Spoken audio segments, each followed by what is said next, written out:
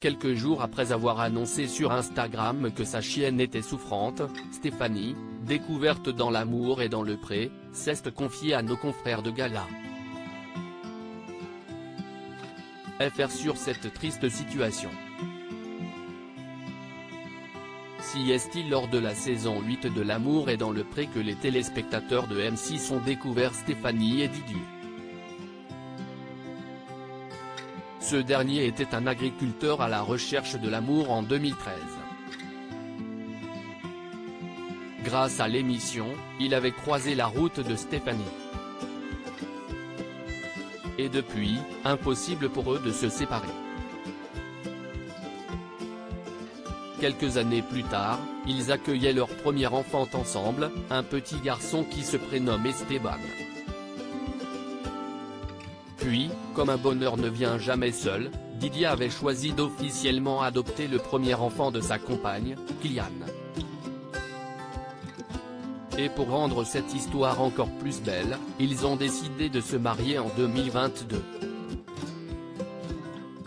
Stéphanie et Didier, l'amour est dans le pré, face à de gros soucis de santé, mais voilà, la vie fait que parfois des complications apportent des zones d'ombre à ce bonheur. En février dernier, Didier avait dû être hospitalisé d'urgence à cause de douleurs dans le bas du dos, il souffre encore. Il a un calcul qui, on espère, devrait partir tout seul, sinon il y aura hospitalisation, avait confié sa femme quelques heures plus tard. Depuis, l'agriculteur va mieux, comme elle le confie à nos confrères de Gala.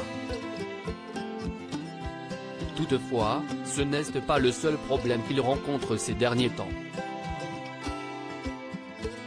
Fin mai, Stéphanie a publié une photo de sa chienne, touchée par un grave problème de santé. Le diagnostic est tombé pour toi Mabroula, tumeur maligne.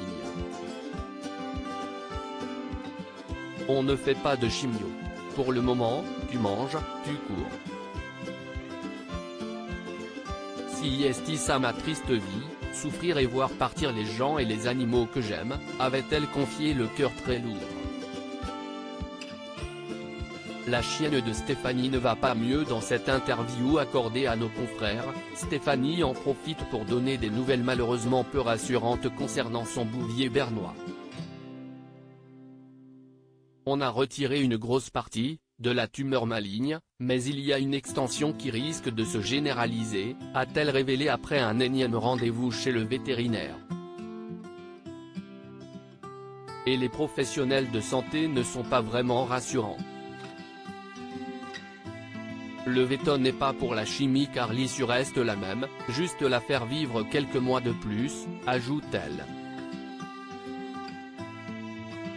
D'autant plus que la chienne se remet difficilement de son opération, nous sommes allés revoir le véto samedi matin, le 3 juin, note de la rédaction, car la cicatrice a du mal à cicatriser. Nous lui mettons une pommade afin que la cicatrice se referme. Désormais, il ne lui reste plus qu'à prendre soin d'elle et à la surveiller.